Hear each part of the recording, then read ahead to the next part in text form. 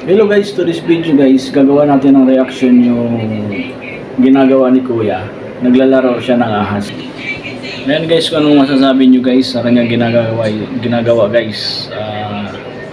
Panoorin niyo yung kanyang video guys na delikado yung kanyang ginagawa. Pwede siyang mamatay pag nakagat siya ng ahas. And guys, paalala lang sa mga batahan, huwag gayahin yung ginagawa ni Kuya. Mga professional lang po ang mga gumagawa ng ganyang stunt na naglalaro ng ahas. Ngayon guys, samahan nyo ako, panoorin natin yung kanyang ginagawa guys. Ayan guys, tara, let's go. Ay naku Kuya, delikado yung ginagawa mo.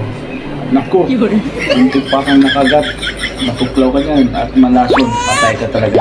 Ayan guys, thank you for watching guys. Dito na tapos sa ating video. Pakipollow lang at share sa reaction video natin dito sa Thai Idol.